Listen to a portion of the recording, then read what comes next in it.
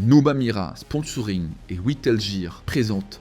Salut à tous, salut à toutes et bienvenue pour ce Chronofight People. Aujourd'hui, j'ai le plaisir encore une fois de recevoir une icône. Que dire une icône? Une légende du Muay Thai français, une personnalité hors norme. J'ai nommé monsieur Jean-Charles Skarbowski.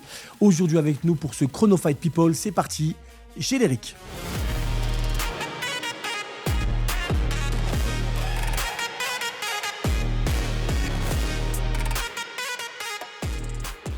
C'est donc avec un plaisir immense que je reçois Jean-Charles Skarbowski. Jean-Charles, bonjour. Xavier Sawadika, Sawadie. merci beaucoup de ton invitation. Figure-toi que c'est un très grand plaisir pour moi parce que je suis très admiratif de ton travail, de ce que tu fais pour le Muay Thai depuis des années. Tu étais le premier à faire une chaîne, C'est vrai. pas oublier ça.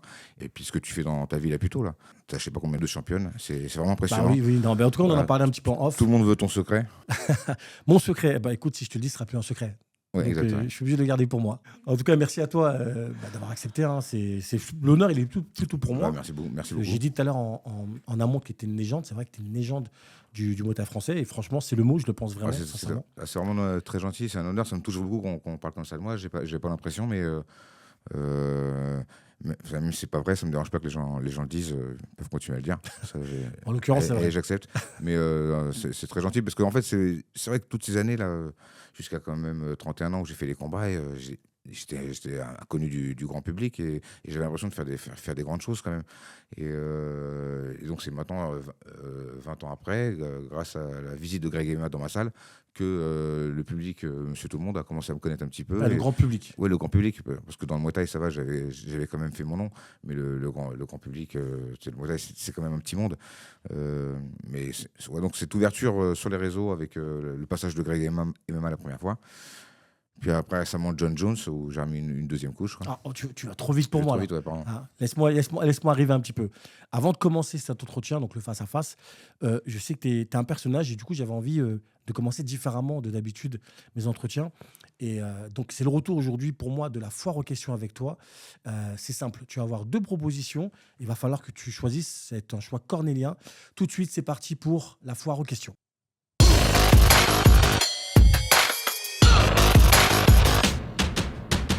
Jean-Charles, Oui. la foire aux questions. La première, plutôt boxe anglaise ou MMA? Alors, plutôt, moi, je regarderais plutôt des combats de boxe anglaise que les combats de MMA, je regarde pas vraiment, quoi. À la limite, je suis un grand fan des combattants de boxe anglaise, surtout ceux de l'époque. C'est quand j'avais les vidéos VHS, hein, Mohamed Ali, forcément, Tyson, et l'équipe des welter, là, avec, comment il s'appelle, c'est Marvelous Hagler. Ouais, Hagler, l'un des Léo- meilleurs combats de Léonard, boxe anglaise. Sugar et Léonard. Et puis après, bon, Pacquiao et la star en ce moment, là, qui est invaincu, là. Bon, là, il a pris sa retraite, Mayweather. Ou Golovkin. Donc toi, t'es ouais. plutôt quelqu'un qui est plutôt boxe anglaise, quoi. Ouais, je suis plutôt boxe anglaise, mais moi, je suis pas trop. Est-ce que t'es plutôt thé ou café? Plus café. D'ailleurs, Mais c'est vicieux comme question parce que c'est les gens qui peuvent se vexer, quoi.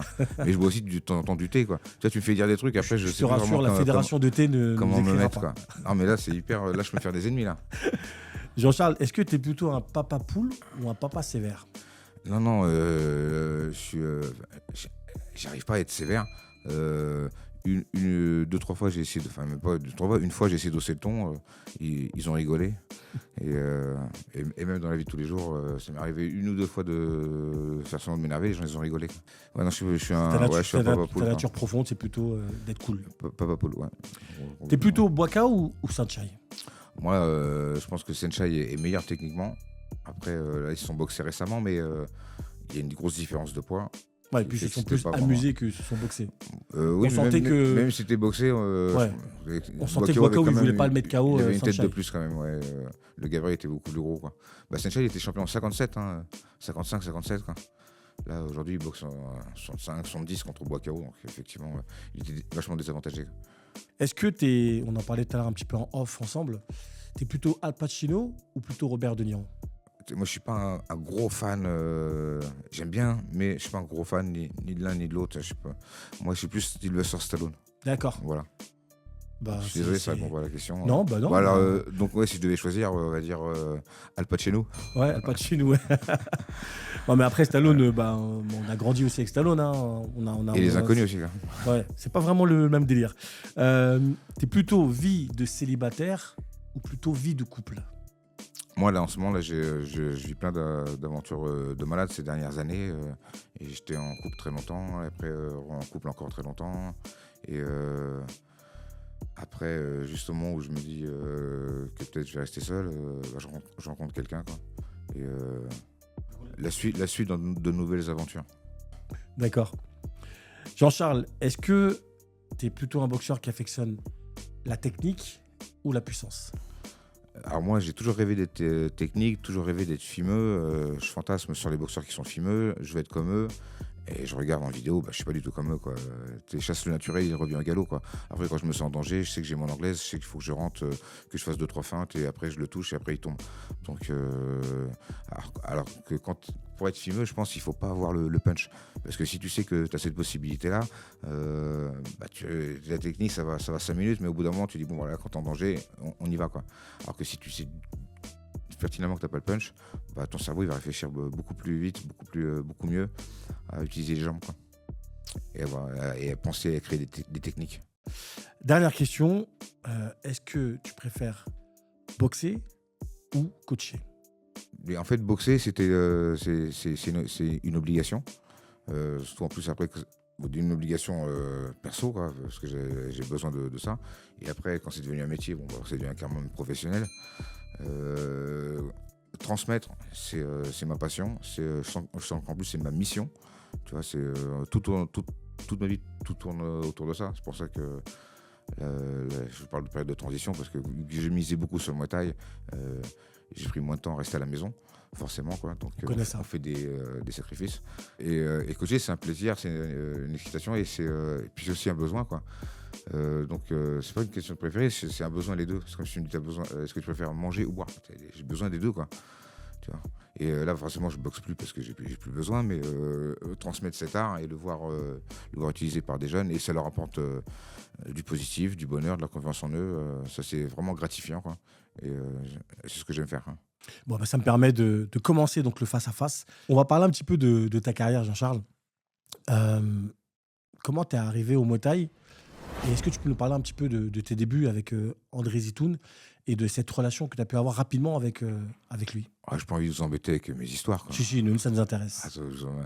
Ça vous embête pas? Elle regarde son téléphone, elle me regarde Non, pas. elle filme. D'accord. Pardon, excuse-moi. Mais elle est fortement intéressée. D'accord, ok, bon.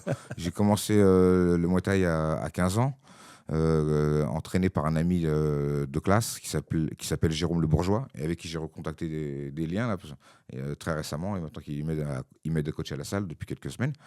Et quelques mois même, on va dire. Et il m'a dit, il y a un sport qui vient d'arriver, c'est un sport qui détruit tout. Parce qu'avec lui, j'avais déjà fait du kung-fu. Il m'avait emmené faire du kung-fu, mais avant ça, j'avais déjà fait du karaté, un peu de judo à l'école.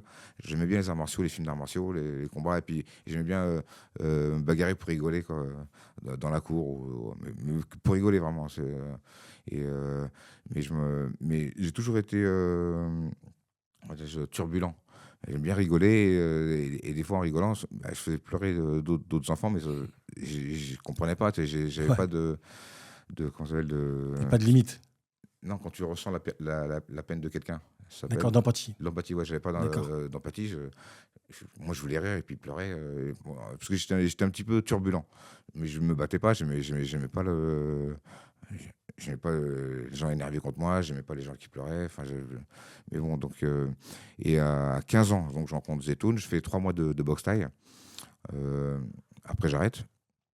Je commence à traîner un peu avec les mecs devant le lycée, là, Ouais. au collège. Forcément, genre, une mauvaise rencontre, quoi. C'était pas mon monde. Et après, je suis retourné au Muay Thai à 16 ans, c'est-à-dire un an après, quoi. Et après, j'ai pas lâché, quoi.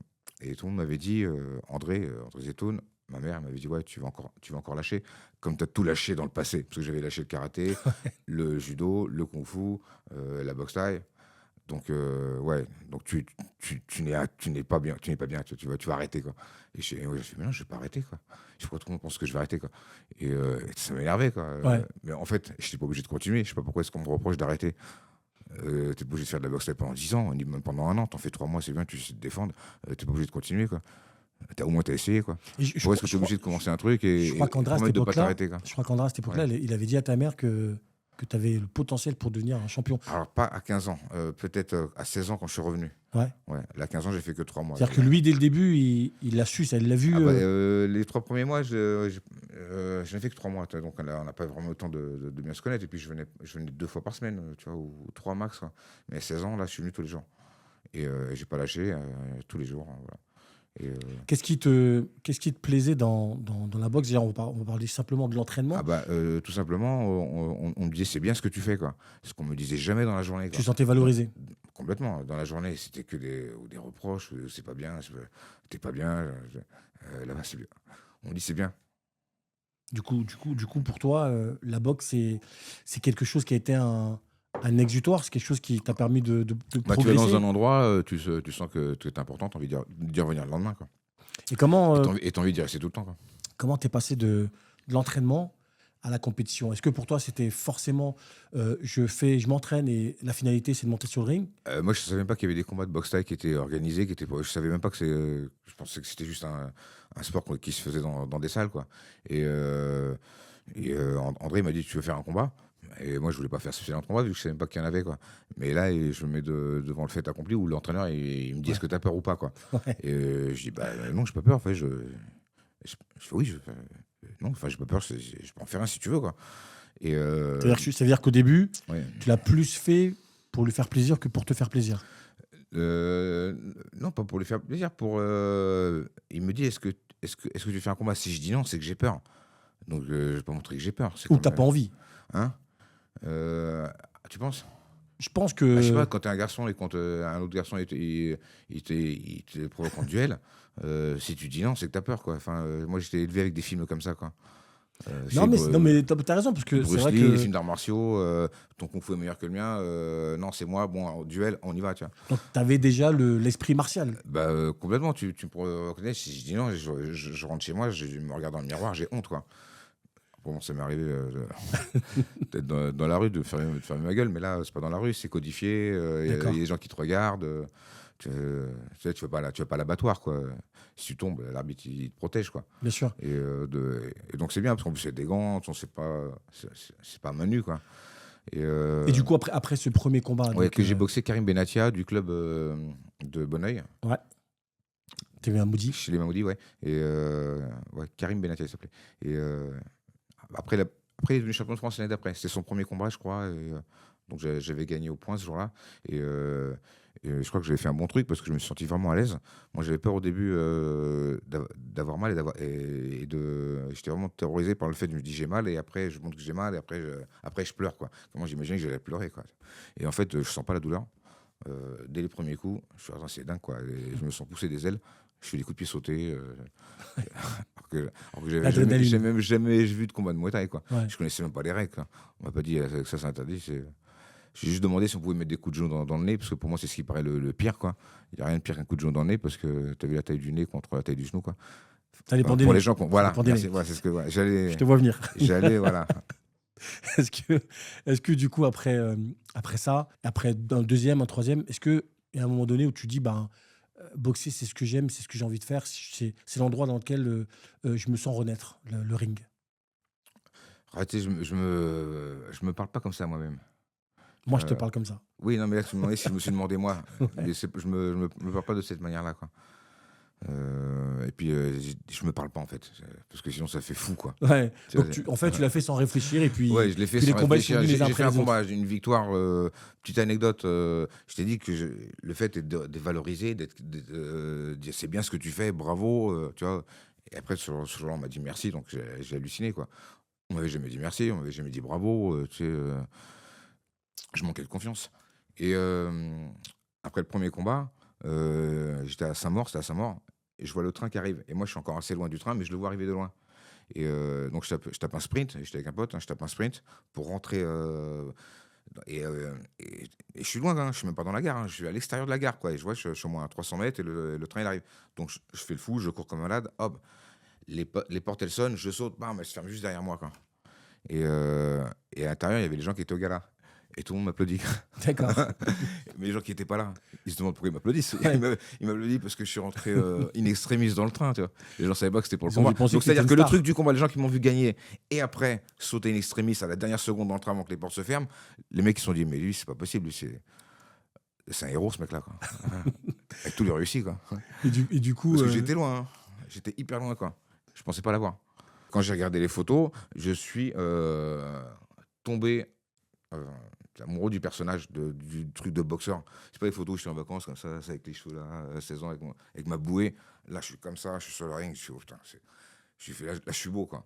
Et je vais tout refaire pour être beau comme ça. ouais, en fait, t'es tombé amoureux de ce que ça pouvait représenter, le fait de. Bah, je suis un boxeur, tu vois, j'ai des Ouais. abdos, je suis pas comme ça, comme un con, Ouais. à rien faire avec les mains ballantes. La photo. Et du coup, tu combats encore en France, mais rapidement, tu vas partir en Thaïlande, en Ouais, fait. donc 16 ans, je reprends avec André Zetoun, je fais 5 combats, 5 victoires, 3 KO. Je vais en Thaïlande juillet-août, parce que j'allais à la fac par la suite. Et donc je ne peux partir qu'en juillet-août pour le prix du billet. Quoi. Je peux pas prendre un billet pour 2 semaines, évidemment. Quoi. Donc, et j'ai refait 5 combats dans les bars. Et j'ai fait ça tous les ans, 5 combats en France, 5 combats en juillet-août dans les bars à Pattaya. Je fais ça pendant 3 ans. Du coup, quand tu arrives en Thaïlande, tu as déjà. J'ai 5 combats. D'accord. Et Non, j'en quand tu refais arrives en 5 de Thaïlande. plus. Hein. Quand tu arrives en Thaïlande. J'avais déjà 5 après combats avoir classés en fait. France. Quand tu t'installes. Ouais, quand je m'installe, c'est à 25 ans. Parce qu'il y a eu une période à 21 ans, j'ai arrêté et j'ai repris à 24 ans. Pendant 3 ans, j'ai voulu plus entendre parler de la boxe. J'ai tout jeté, les posters, les piles de livres que j'avais, C'est pourquoi les Muay Thai, parce Pourquoi que je voulais plus entendre parler. D'accord. Ouais, donc, le docteur aussi m'a dit faut arrêter. Donc, c'est comme un con, je l'ai cru. Quoi, donc, je l'ai tout jeté. Quoi. Comme ça, j'y pense pas. J'essaie de vivre autre chose. Et je suis revenu à 24 ans. D'accord. Pourquoi ça te manquait trop? Ouais, ça me manquait trop. Ouais. Parce que je me suis dit, bon, bah, écoute, la vie est courte. En fait, c'est vraiment quand j'ai travaillé dans des centres, tu sais, des EHPAD, là. À l'époque, je faisais des études d'ostéopathie. Ouais. On a fait des stages dans les EHPAD, il y avait des vieux. Et tous les vieux, ils avaient une histoire de regret à me raconter, notamment une histoire sur des filles, une histoire sur un voyage qu'ils auraient aimé faire. Et ils en parlent tous les jours de ce regret. Quoi. Je suis, putain, je veux pas être comme ça, quoi, regretter un truc. Je fais, bon, vas-y, là, j'ai. Ok, donc tu fais le choix du coup, de revenir dans la boxe. Et quand tu fais ce choix-là, est-ce que tu as un but ou est-ce que c'est juste parce que tu n'as pas envie de passer à côté de quelque juste chose? non, mais moi, mon but, il a toujours été de gagner le prochain combat, point. Quoi. Il y a jamais rien d'autre. Il y a juste quand je suis parti en Thaïlande, je me dis, je veux faire professionnel. C'est ça que je veux faire, professionnel.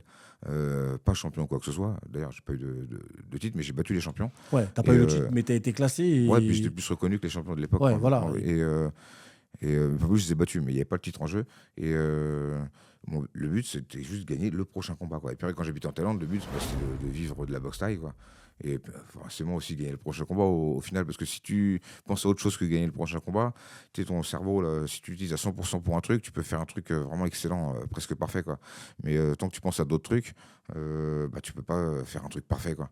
Et je dis ça, c'est pour les coups de pied, pour les blocages, pour tout. Quoi.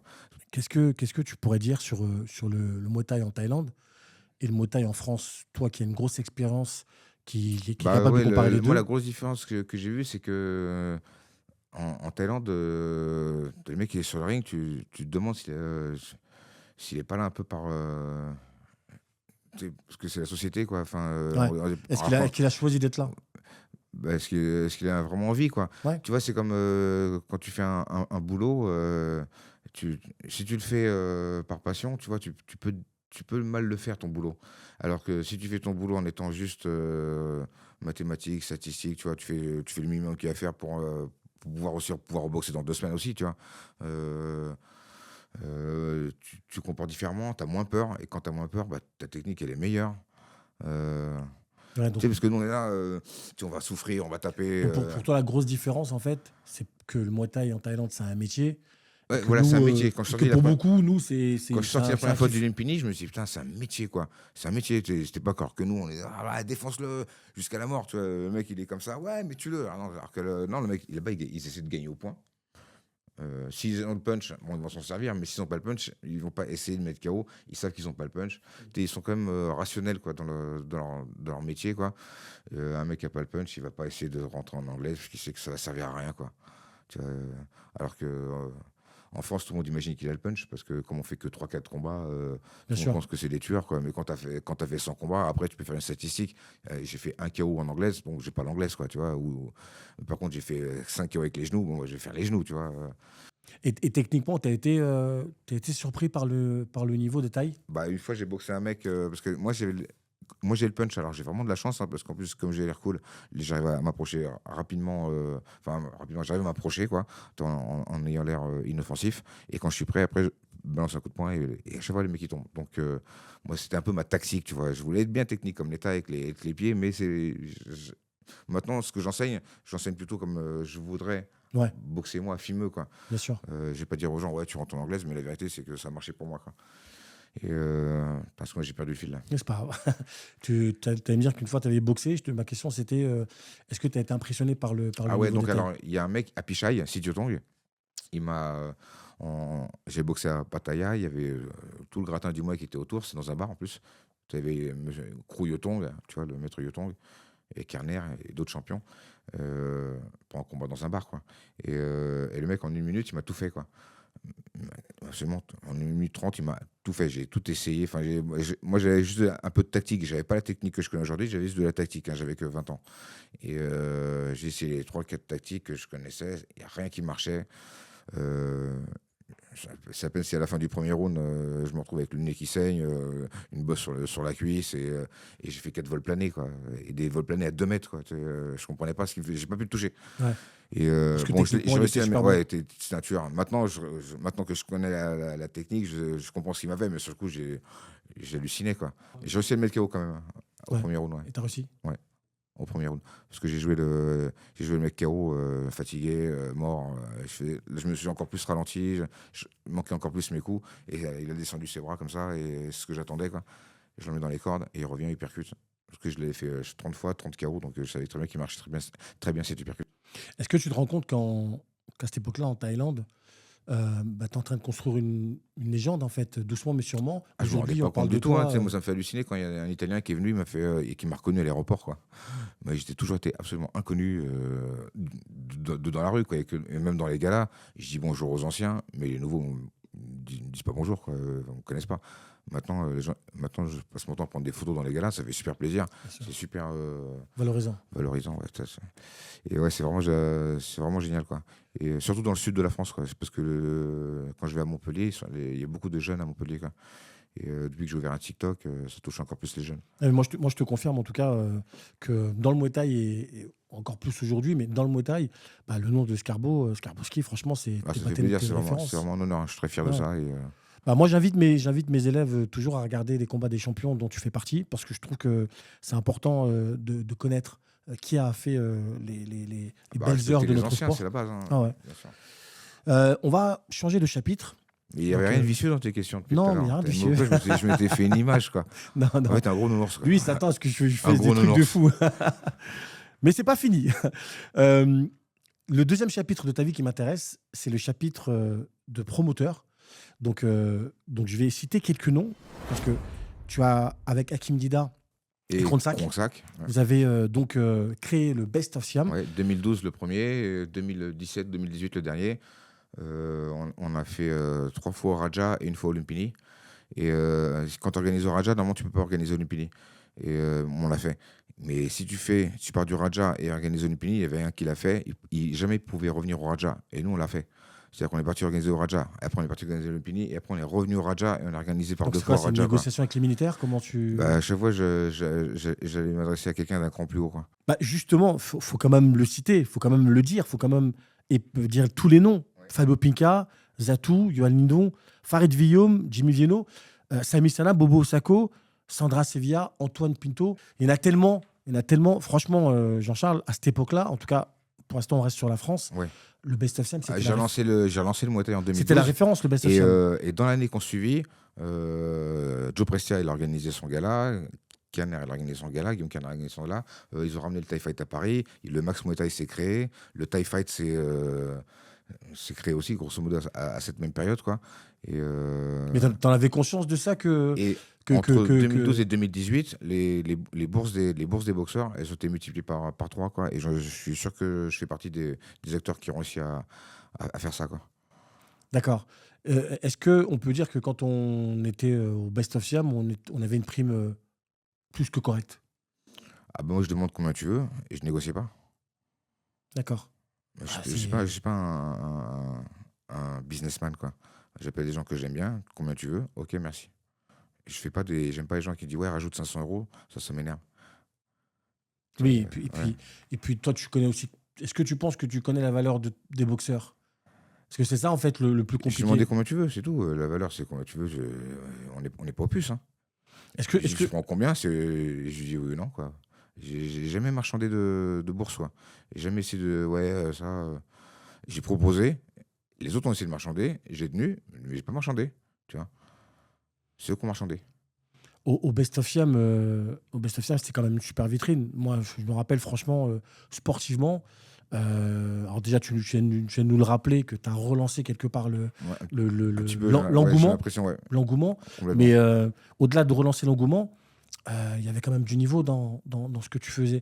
Est-ce que au-delà de choisir les gens que tu aimais, tu faisais en sorte de vraiment avoir des oppositions qui Non, soient hyper intéressantes? je suis pas un super matchmaker. Moi, juste, je les connais, je les aime bien et j'ai leur contact et ils me disent pas non parce que j'ai toujours été cool avec tous. Je parle des Français, aussi des Thaïs, quoi. Tu as vu tous les Thaïs, les champions qui sont venus. Si ils n'avaient pas confiance en moi, ils seraient pas venus, quoi. Ouais, et puis malgré tout, ça faisait des super combats. Donc, Et en plus, oui, bah, tu prends. si En tu étais fait, un matchmaker, qu'est-ce que ce serait? on part du principe, on prend les meilleurs contre les meilleurs. Voilà. Après, j'ai été pas mal aidé par Brandon Sivoravong, qui m'a, Qui faisait des affiches? qui faisait des affiches et puis qui me donnait des conseils aussi. Ouais, parce que lui, il suivait bien toute l'actualité. Après, Est-ce que ouais. tu dirais que organiser, c'est plutôt un kiff ou c'est plutôt une galère? Bah, en fait, organiser, c'était un plaisir parce que on a rendu des milliers de gens heureux. Quand tu vois tous ces sourires, quand tu vois que tu évolues les trucs, tu es vraiment content. Après, le problème, c'est qu'on s'embrouille avec le fisc, avec les boxeurs, avec les coachs, avec les spectateurs, Avec tout le monde, quoi. avec les copains. Je fais attends, on s'embrouille avec tout le monde. Et en plus, tu sais, les copains, ouais, donne-moi une place. Je fais attends, s'il te plaît, viens m'aider. C'est à la fin de la soirée, moi je suis en train de compter des sous, quoi. Une place, c'est 20 euros, quoi. S'ils demandent une place, c'est pas des Allez, bon, copains. je te donne une place. T'en as une autre pour. Ok. Une troisième pour. Attends, je fais de la t'abuse. Je fais t'abuse. Putain, c'est 20 euros, quoi. Aide-moi, quoi. Aide-moi, s'il te plaît. Même 20 euros, à la fin, je compte les billets de 20 euros à la fin, quoi, à la fin du gala, Bah, quoi. mon avis, c'est que les copains, ils demandent pas de place. Les Hein. copains, ils te payent avec plaisir. Ça, c'est mon avis. Ouais, bien sûr, mais c'est vrai que. Parce que c'est dans vrai le que nous, Muay Thai, on dans le essaie Muay Thai, d'entrer gratuit, quoi. on a cette culture de, Gratuit. entre guillemets, gratuit. Ouais. Mais non, surtout dingue, si c'est hein. quelqu'un que tu connais, moi, je pense que c'est important de payer ta place. T'as un pote qui ouvre un resto, tu manges chez lui, tu Moi, payes s'il le plat. m'invite, je lui dis non. Je paye Bah de. oui, évidemment. Tu fais pas travailler les gens Ouais, gratuits, quoi. d'accord.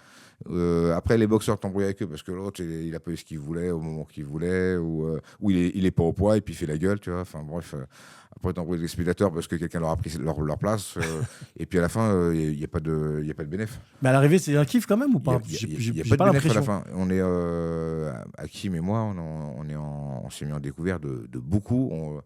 On est encore en train de payer un petit peu, on est 5 ans après. D'accord. Parce qu'après, non seulement on perd de la thune, mais après, tu as les impôts qui arrivent, qui te demandent de l'argent sur l'argent que tu as perdu, quoi. Et D'accord. ça n'en finit pas, quoi. Donc au début, c'était un kiff. Et à l'arrivée, c'est des galères. Bah, surtout, en plus, non, ça a toujours été un kiff, mais ça coûte cher. C'est juste, ça coûte cher, quoi. Et puis, au niveau du temps, on est 4-5 à travailler plusieurs heures par jour pendant plusieurs mois, bénévole, bien sûr. Jusqu'à rien, bon, limite, un petit resto avec les boxeurs quelques jours avant le gala, c'est ça notre plaisir, quoi. Ramener les champions, faire un resto avec eux. Est-ce qu'il y a un combat au Best of Siam vraiment qui t'a marqué? Et déjà, est-ce que tu avais le temps de suivre les combats? Bah, en fait, quand j'organise, bah, je passe beaucoup de temps quand même à dire bonjour à des gens. À la limite, oui, je regarde je regarde les combats, bien sûr. Mais souvent, les premiers combats, je suis souvent en train de marcher, de dire bonjour. Et même quand je vais dans des galas, c'est pas pour regarder les combats, c'est pour parler, pour dire bonjour, montrer, faire du relationnel. Et je regarde pas souvent les combats. Je sais pas, tu regardes les combats toi, quand tu vas dans les galas? Je regarde, ouais. Ouais, moi, j'y vais plus pour faire du relationnel avec du relationnel, quoi. Parce que c'est là où je rencontre tous les gens que je connais depuis 30 ans. Donc, un Donc, combat qui ouais, t'a bon, marqué? bah, alors, pour moi, le plus beau combat, le plus technique, c'était Medisato contre. Comment il s'appelle? Morgan Adrar. Morgan Adra. Voilà. Et ils ont fait un combat hallucinant. Je crois qu'il est encore visible sur YouTube. Des techniques de l'espace, quoi. Des deux côtés, quoi. Ouais, puis quand on voit le chemin parcouru par Mehdi aujourd'hui, qui donc, est Owan et qui est un coach qui est respecté en Thaïlande, c'est tout à ton honneur. C'est-à-dire que tout le monde est passé, enfin les plus grands champions sont passés par le Best of Siam, hein. Bah, Mehdi, je l'ai fait boxer Senchai. Hein. C'est ça qui l'a fait exploser un petit peu internationalement, quoi. Parce que quand tu boxes Senchai, les gens veulent pas. Gagner perdu, c'est pas important. T'es sur le même rythme que Senchai, quoi. Et là, le monde entier te regarde, quoi. C'est quoi ton regard aujourd'hui en tant que coach, puisqu'on va faire la transition sur le dernier chapitre, mais en tant que coach, c'est quoi ton regard sur les organisations de Muay Thai? On va dire la vérité, il n'y en a plus beaucoup, et surtout, celles qui existent ne sont pas forcément de l'envergure du Best of Siam. Est-ce que tu trouves ça un Bah, c'est peu... impossible de refaire un best of Siam parce Ouais. que chaque combat, c'était un combat vedette. Donc, c'est pas du tout calculé pour gagner des sous, c'est calculé pour se faire plaisir. Parce que mon pote Hakim et moi, on est des oufs, quoi. On n'est pas là pour. Il a son métier. Et moi, j'ai ma Hakim, tu as salle. toujours des nouvelles de lui? Bien sûr, j'étais avec lui hier, là. Ouais, bah, Avant-hier. on lui passe le bonjour. Hakim Dida, ouais. Ouais, c'est un très bon ami. Et puis un gros fan de Muay Thai qui a œuvré beaucoup. Parce que c'est grâce à lui, le Best of Siam. C'est lui qui m'a dit viens organiser un gala de Muay Thai. Il avait cette idée là depuis des années. Et là, un jour, il s'est dit écoute, je vais pas attendre des sponsors. Je vais prendre de ma poche. Et voilà, il a fait des emprunts. Je suis parti moi-même à la banque avec lui. Hein.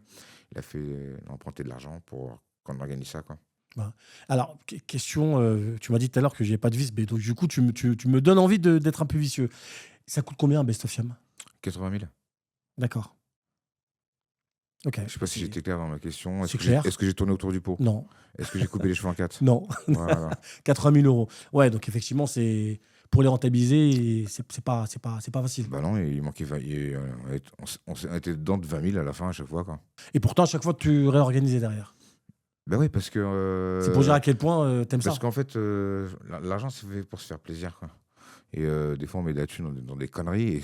Et quand tu vois tous les jours ce que tu mets dans les conneries, tu dis, attends, à la fin de l'année, j'aurais pu organiser un gala et faire plaisir à 5000 personnes, faire avancer le sport. Et bah, c'est comme tu sais, les gens qui jouent au jeu d'argent, quoi. Ils dépensent plus que 20 000 dans un an. Et quand ils gagnent, ils se font juste rembourser finalement Hein de tout ce qu'ils ont mis. Bah, ils gagnent jamais. Ouais. Comment tu veux gagner au jeu d'argent? Si, il y en a qui gagnent quand même. T'en as sur 1 milliard, ouais. Oui, bah donc il y en a qui gagnent. Ouais, mais c'est pas nous, quoi. C'est pas nous, c'est pas moi. Ça Non. sera pas moi puisque je joue pas. Non, parce que nous, on est heureux en amour, quoi. On va dire ça. Jean-Charles, aujourd'hui, tu es devenu coach. Donc, tu avais créé, si je ne me trompe pas, Voilà, c'est depuis 2006, ouais, Ouais, que je coach, ouais. le Narégime. Ouais. Ensuite, la team Skarbowski. Oui, j'ai changé de nom, ouais. C'est quoi aujourd'hui ta mentalité? Donc, on voit déjà tes vidéos sont Propager le super mouet. suivies. Et c'est vrai que là, j'ai compris pendant le Covid que l'avenir, c'était la vidéo, pour toucher pas mal de monde. Mais moi, mon plaisir, c'est d'être à la salle, d'entraîner et de faire un truc avec les gens. Pas... Les vidéos, ça me fait rire, j'aime bien. Je lis les commentaires, c'est cool. Mais mon gros du travail, c'est quand même d'être à la salle tous les jours. Et c'est vrai que là, avec toutes les vidéos que je fais, j'y suis forcément un peu moins. Là, pendant que j'avais un cours à 18h, je me fais remplacer mais bon, par Christian Garros, donc ça Ouais. va. Les gens, Et puis là, les ça gens va, ne c'est perdent pour rien. la bonne cause. Là, ça va. C'est pour la bonne cause, c'est pour le Muay Thai. Et ouais, j'aime bien là, en ce moment, je suis pas mal sollicité pour des interviews. Et tu disais fait que plaisir. c'était la vidéo avec Greg MMA Greg MMA qui avait un peu qui m'a boosté. explosé. Ouais. Non, pas boosté, explosé. J'étais inconnu avant Greg MMA. Ouais, tu es inconnu du grand public. J'avais 2500 followers. Mm. Maintenant, j'ai dépassé Greg. Merci Greg MMA. Voilà. Merci Greg. Et est-ce que tu te rendais compte quand tu as fait cette vidéo qu'elle pouvait, non, qu'elle j'ai pouvait compris. buzzer autant? Ah non, mais non, pas du tout. Le coup de ouais, t'échauffes, je comprends pas. Il n'y a rien de drôle, c'est vrai, quoi. Ouais. Et après, je regarde. Et c'est que peut-être qu'un an ou deux après, je regarde avec d'autres yeux. Et en fait, je pense que les gens pensaient que c'était peut-être un grand maître d'arts martiaux. Et moi, je parlais avec un ton paternaliste, comme si je savais mieux que lui. Alors que moi, je ne savais pas que c'était un tueur dans les arts martiaux. Je pensais que c'est juste un youtubeur. Mm. C'est pour ça que, D'accord. que que je dis ça comme ça, tu vois. Et en plus, je suis dans ma salle. Dans ma salle, je me sens toujours un peu plus fort que, Oui, que l'autre. Ouais. et puis c'est un peu ton personnage Et aussi. puis, en plus, t'es- il me stressait à faire des mouvements comme ça parce que ça fait plus de 40 minutes qu'il faisait ça, quoi. Et je suis attends, mais il va m'exploser. Il est grand, il est costaud. Je fais c'est une vidéo, quoi, tranquille. Parce que l'entraînement, c'est facile de faire un petit lane chung, un sparring pour ceux qui savent pas, quoi, pendant 2-3 minutes avec un champion sans qu'il blesse, quoi. C'est possible, quoi. Ouais, et Oui. puis. Après, c'est pas, ça reflète pas le truc, donc je me dis peut-être il va tenter un truc, me faire mal. C'est, bon, on a fait quand même un beau balayage, quoi. Oui, non, mais Non, il est fort, il est super fort. Hein. c'est une bonne vidéo. Hein. Je savais pas J'invite qu'il ceux était qui l'ont pas vu à la regarder. Hein. Je savais pas qu'il était fort comme ça. Moi, je pensais que c'était juste un youtubeur à la base. Après, j'ai appris à le connaître. En fait, il est vraiment très fort. Corps à corps, il m'a très bien baissé la tête, j'ai halluciné, quoi. Ouais. Et après, en fait, j'apprends que son truc, c'est du jiu-jitsu, qu'il est un spécialiste. Donc, je me dis, ah, ouais, j'aurais pas dû faire ça avec lui, quoi. Et aujourd'hui, en tant que coach, tu as des boxeurs qui sont en pro. J'ai Souel Seydan et Laurent Glaise, deux classes A, voilà, en qui j'ai confiance et qui sont les champions de la salle, quoi. Est-ce que c'est des gens que tu vois aller loin?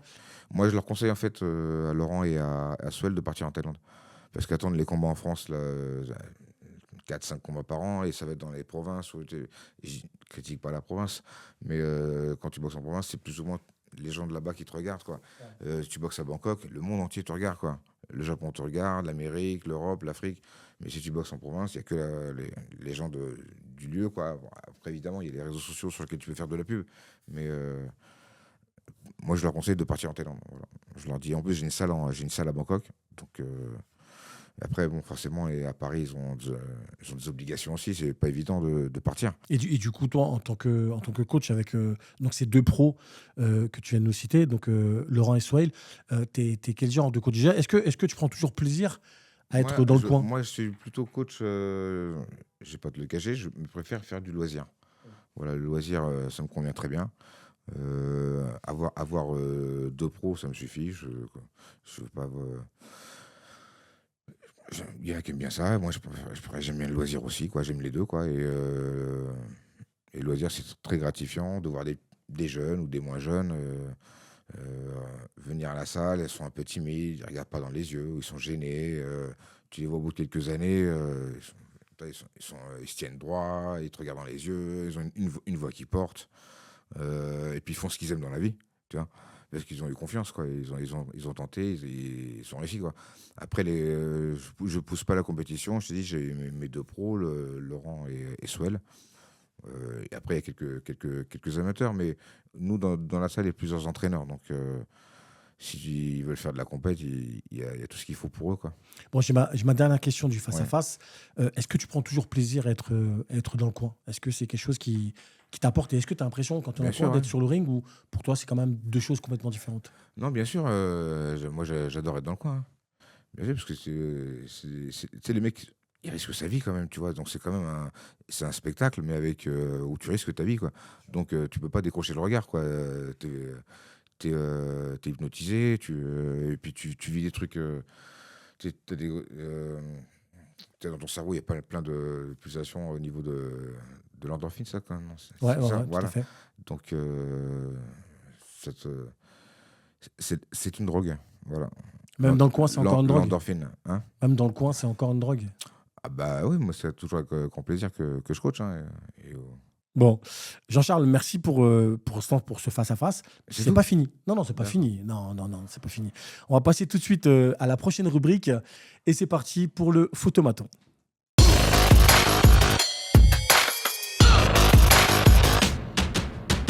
Nous voilà donc de retour pour ce Chrono Fight People avec monsieur Jean-Charles Skarbowski. Donc Jean-Charles, c'est l'heure du photomaton. Je vais te montrer 5 photos et puis à toi d'en parler, de me dire ce que tu en penses. Donc la première photo, c'est ta rencontre avec John Jones. Qu'est-ce que tu peux nous dire sur ce personnage également? Ah bah, il m'a super bien reçu, il m'a bien kiffé. Il m'a dit reste avec moi. Il avait un combat dans 2 ou 3 mois. Il m'a dit reste avec moi pendant 3 mois. Il me dit je te donne ce que tu veux. Tu vois, et puis il m'a dit ça une fois, 2 fois, et après il me le redit une troisième fois devant tout le monde. Et parce que moi je lui disais merci à chaque fois.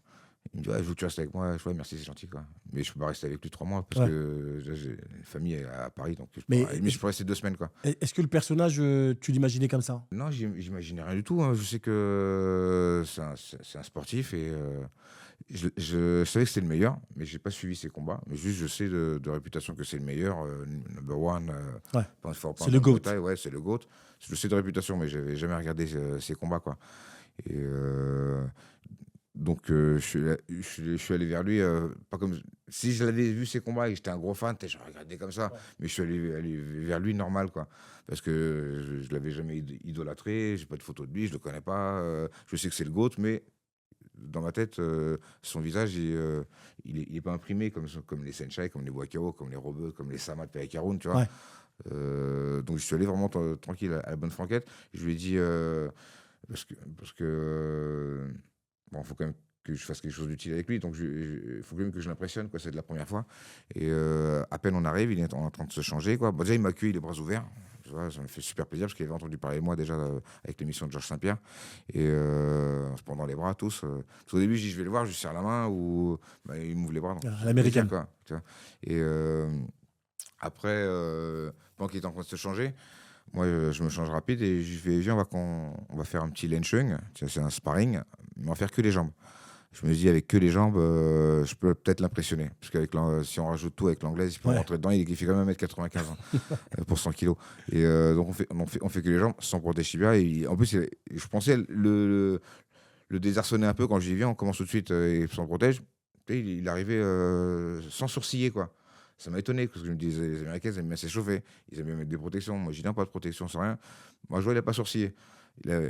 Bon, on fait notre petit lenchung avec les jambes. Bon, forcément, quand tu sais pas bloquer, et même tibia contre tibia, mon tibia il est dur, c'est pas pareil. Bon, j'ai le dessus, quoi.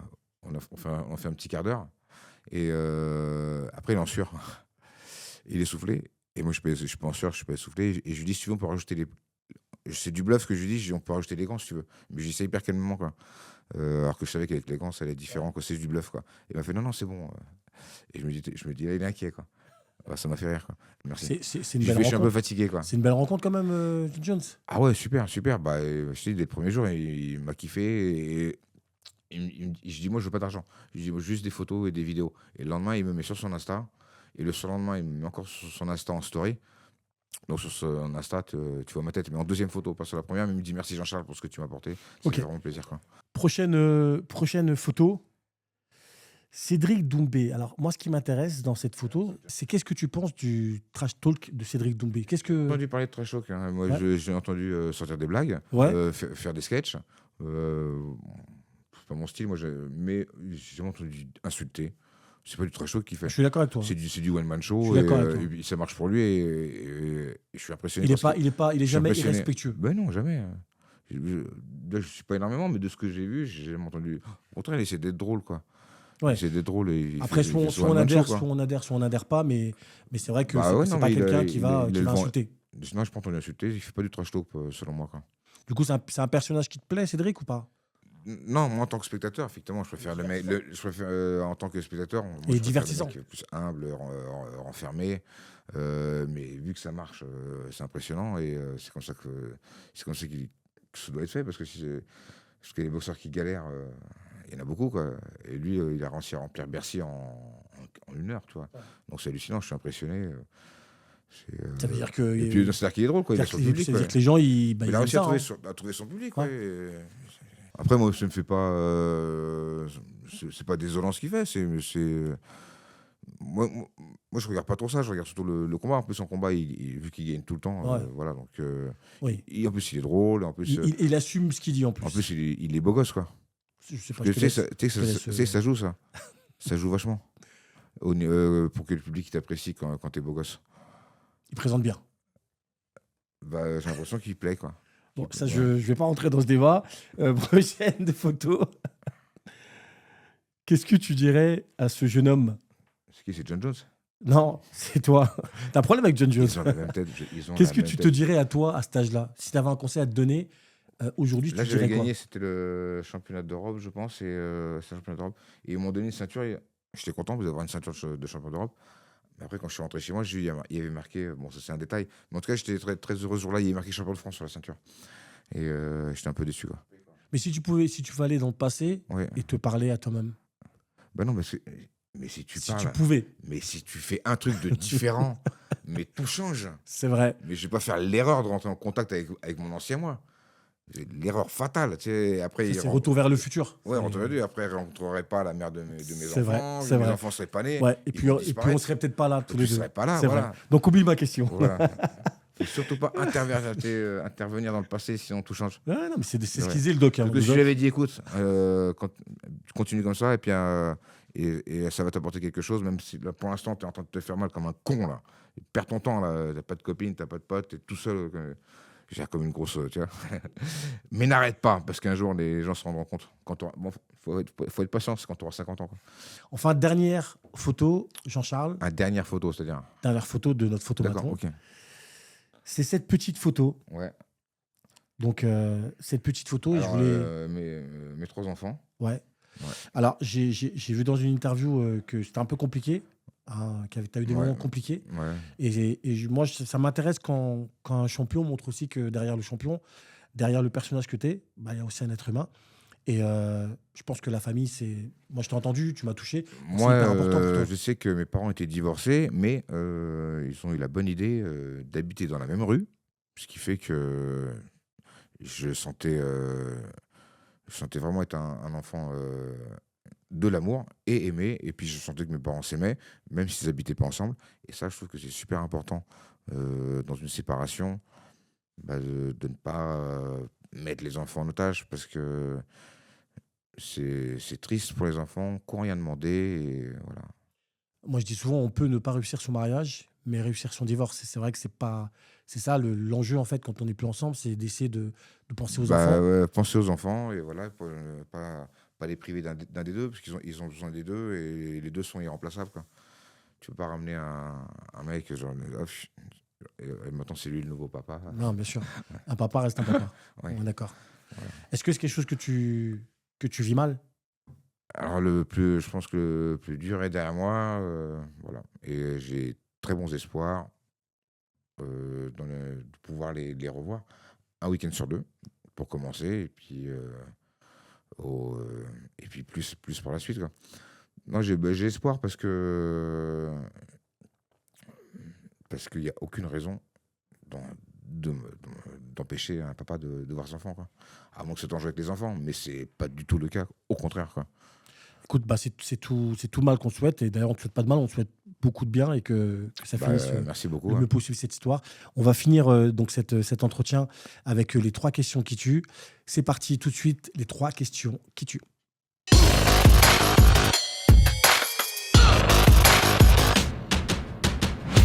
Les 3 questions qui tuent, les fameuses 3 questions qui tuent. Tu sais que ça me fait penser aux 3 coquillages. Tu sais comment on se sert des 3 coquillages? Non, mais tu vas me le dire, je sens. Si tu vois pas la référence dans le film, avec Stallone. D'accord, c'est quoi comme film? Quand il va aux toilettes, il dit, ouais, il y a 3 coquillages et il n'y a pas de papier, en fait. Ils savent pas comment s'essuyer, quoi. D'accord, ce sera pas aussi périlleux que ça, je te rassure. 3 questions qui tuent, Jean-Charles. Première question. Si on te donnait 1 million, est-ce que tu montes sur le ring face à Francis Ngannou? Le chanteur? Non, le champion. Je crois que j'ai entendu Francis Lalanne, excuse-moi. Francis Lalanne, moi, pour 2 € je monte face à lui. Non, mais pourquoi on me filerait cette somme? Parce que c'est mon exemple. Ouais, mais les mecs seraient fous, je leur dis, pourquoi vous faites ça? En gros, est-ce que pour l'argent, tu serais prêt à... Oui, 1 million, c'est pas l'argent. 1 million, ça peut changer la vie des gens, quoi. Et si je peux faire un truc pour une association qui gagne 1 million, je le ferai avec grand plaisir, quoi. Donc tu montes face à lui, ensuite tu reverses... Oui, mais si c'est pour qu'il me fasse tuer, à mon avis, je pense que je vais faire semblant. Puis je vais lui dire, vas-y doucement. Ouais. J'espère qu'il aura le respect de l'âge, quoi. Première droite, tu tombes et t'as pris 1 million. Première gauche. Première gauche, Oui, une pourquoi droite, pas. ouais. Les guerres des fédérations, Jean-Charles, Ouais. comment tu vois ça, toi, à ton niveau?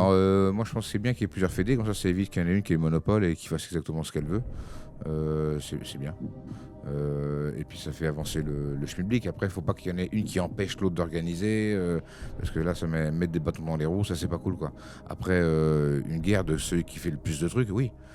Celui qui organise le mieux, oui, avec plaisir. Ouais. Oui, faites de la guerre, faites les meilleurs galas, on va voir ce qui est le meilleur.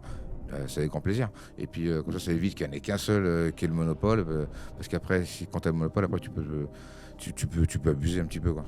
Enfin, dernière question, Jean-Charles. Est-ce que aujourd'hui, tu as créé un personnage, c'est un peu toi, mais est-ce que tu en joues un peu de ce personnage? C'est-à-dire, est-ce que des fois, tu en abuses parce que tu sais que ça plaît? Non, mais tu sais qu'au début, avant d'être champion, quand je sortais des conneries comme aujourd'hui, les gens ils me disaient ouais, t'es con, Jean-Charles. Et une fois que j'étais devenu champion, je sortais exactement les mêmes conneries et les gens me disaient mais t'es drôle, Jean-Charles. C'est dingue, quoi. Donc en fait, j'essaie même pas de corriger. Bah si. En fait, c'est une question d'odeur. Je passais le livre, le parfum, quoi. Peu importe ce que tu dis, l'important c'est l'odeur que tu as, quoi. Et donc je change pas ce que je dis, quoi. Bon, en tout cas, nous, on kiffe le personnage. Je me retiens pas non plus, tu vois. Ne change rien. Franchement, Jean-Charles, ne change rien. Moi, je suis un de tes followers. Merci beaucoup. Je te suis et je kiffe, je like. Hein. Et je prends beaucoup de plaisir à t'écouter. Pas seulement quand tu es drôle, mais parce que je connais tes qualités de boxeur et de coach. Et les piliers techniques, j'ai du succès, la petite technique que je mets sur Insta. C'est ce que je te dis, c'est-à-dire qu'il n'y a pas que le Jean-Charles drôle. Moi, moi, je suis revenu de Thaïlande avec 3-4 secrets. Et quand je suis revenu, par la suite, j'ai rencontré des entraîneurs thaïs qui m'ont donné encore d'autres secrets. Ça fait que j'ai 6-7 secrets, des trucs comme par exemple taper avec le pied, quoi. C'est des trucs à l'époque, le Muay Thai c'est coup de tibia, point, quoi. Donc c'est pas que coup de tibia, quoi. Il y a aussi des coups de pied, quoi. Et taper que d'une seule jambe, pourquoi, l'expliquer pourquoi, des trucs qu'on ne pouvait pas deviner avant, quoi. Ou viser. Bon, en tout cas, merci Jean-Charles. Merci. C'est la fin de l'entretien. C'était rapide. J'espère Merci que tu as beaucoup. pris plaisir. Ouais, c'est un honneur, un grand plaisir. Et puis, tu n'as même pas été agressif du tout, une seconde. Non, quoi. non, mais je garde ça pour la prochaine fois. Gueule, quoi. Nous, on se donne rendez-vous dans 15 jours pour la prochaine émission. Le temps pour moi de remercier nos partenaires Nobamira Sponsoring et Wittelgir. On revient donc pour une émission encore en débat avec nos consultants. Et d'ici là, n'oubliez pas, fight forever. Ouais, et aussi par la même occasion. Merci Jean-Charles. Ok, nickel.